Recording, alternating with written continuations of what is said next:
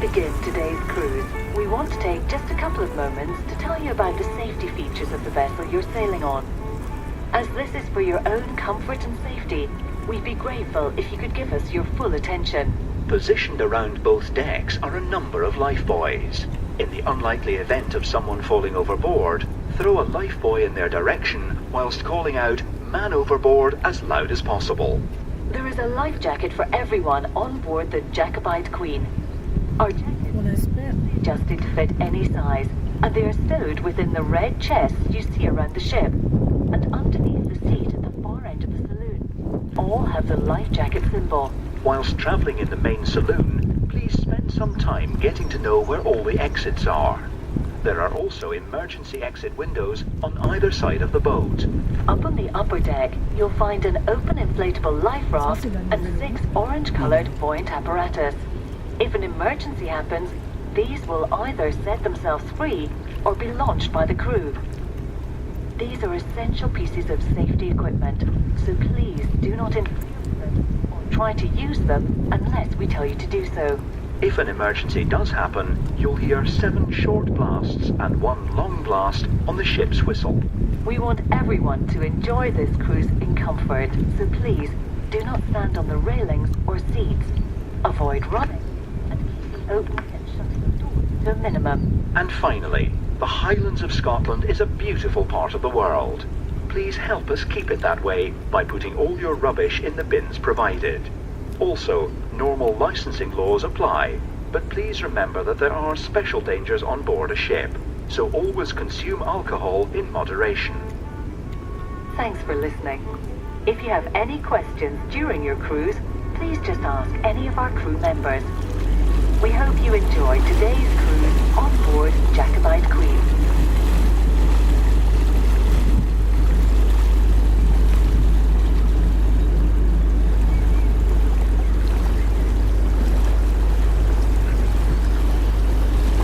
Thank you for listening to that safety briefing, ladies and gentlemen, and good afternoon to you. Welcome on board the Jacobite Queen. A little bit more information now for your comfort and well-being. The stairs here in the front of the saloon lead down to the bar and cafeteria area. Down there we are selling alcoholic and non-alcoholic beverages. There's also a selection of snacks on display on the counter, should you so desire. You will also find down in the bar cafeteria area a souvenir or merchandise section, where if you wanted to purchase a souvenir from your voyage with us today, that's where you're going to find them.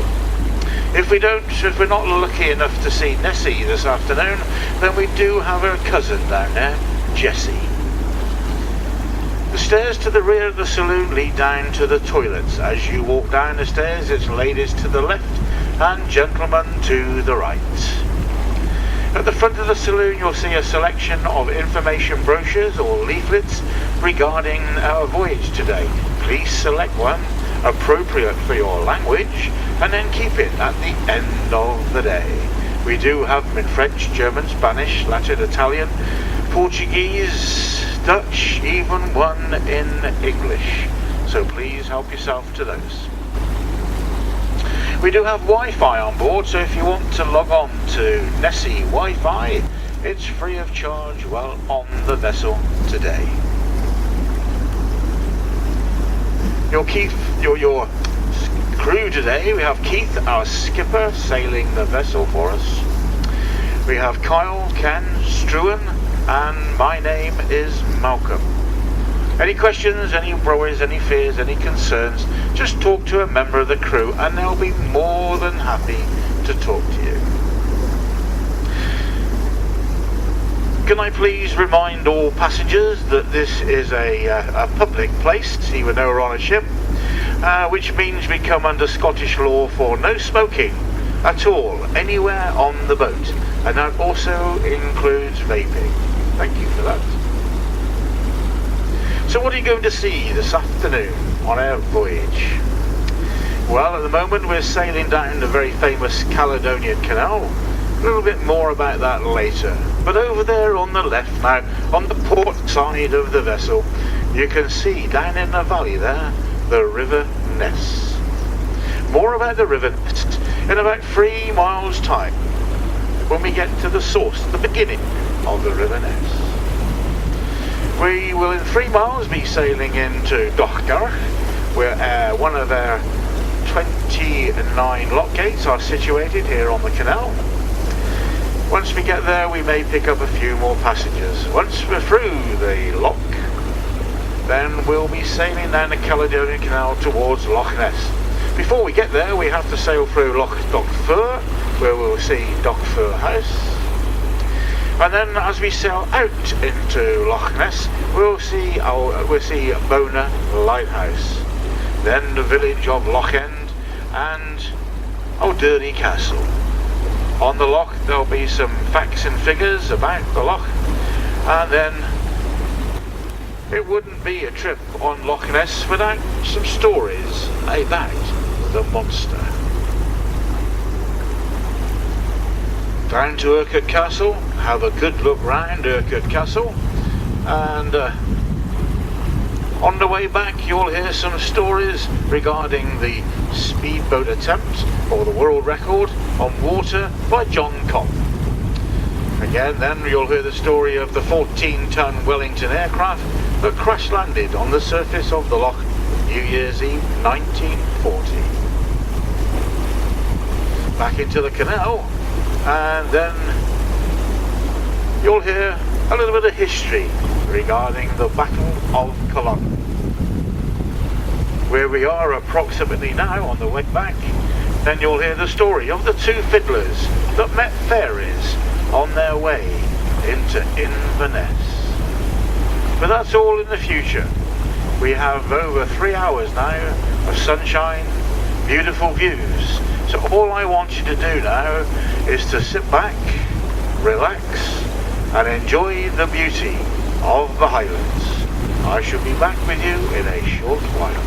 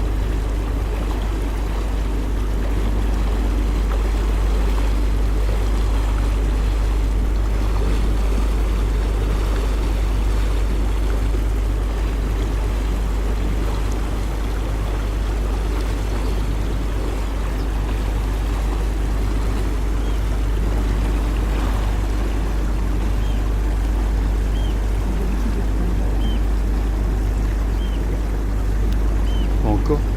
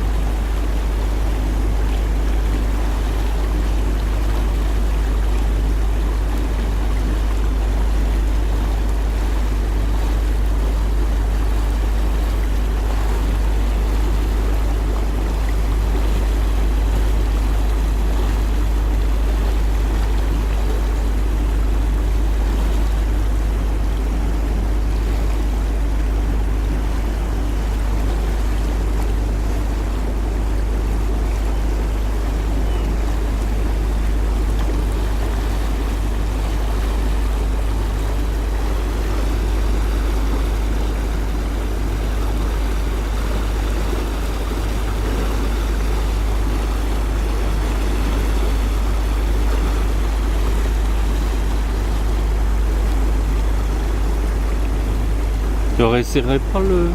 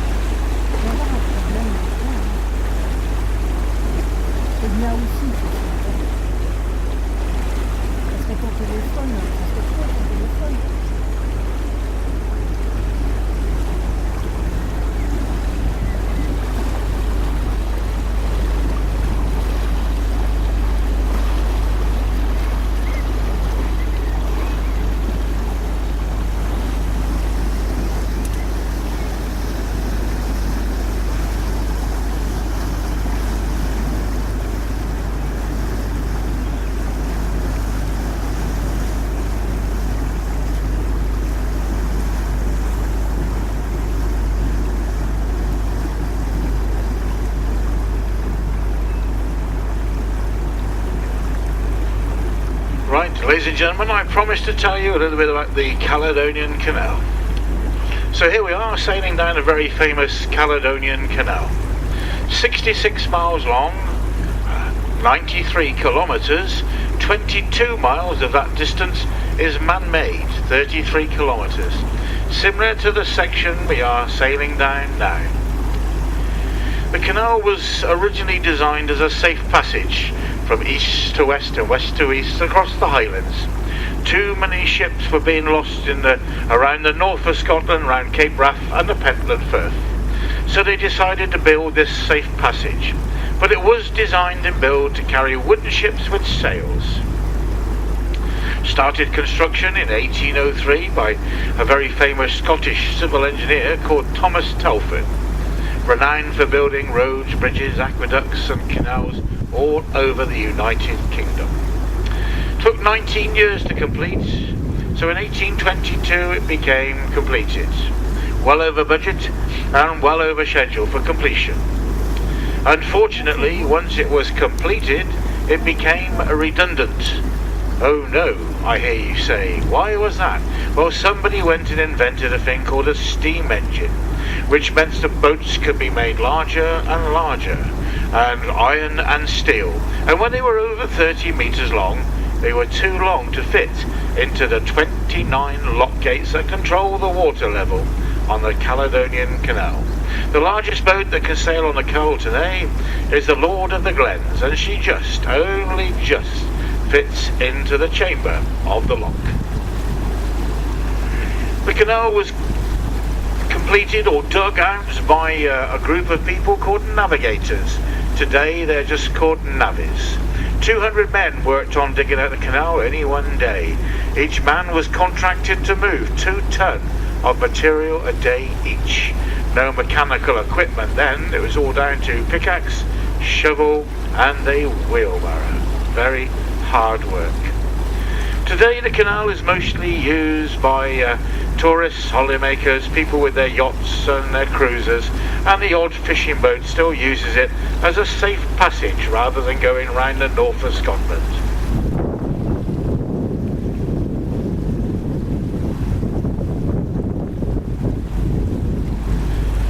So we'll now soon be sailing towards our lock gate at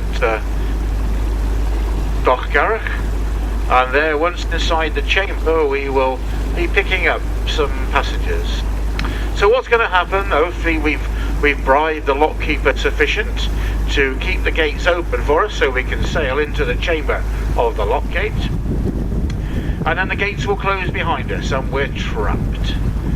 Then water will rush in from the front sluice gates, the front gates, and we will rise slowly in the air, about 2 feet. You won't even know it's happening. Once we've done that and collected our passengers, we can then open the front gates of the lock and we can continue on our journey. So we'll soon be passing some moored boats upon our right on the starboard side of the vessel, so that's something for you to look at. If you've never been into a lock chamber before here on the Caledonian Canal, then please take pictures, wander around the boat and see all what the activities that are going on. Once we've picked up the passengers and we're back on the Caledonian Canal, then I will talk to you again. Until then, again, just relax and enjoy the experience and the beauty of the Highlands.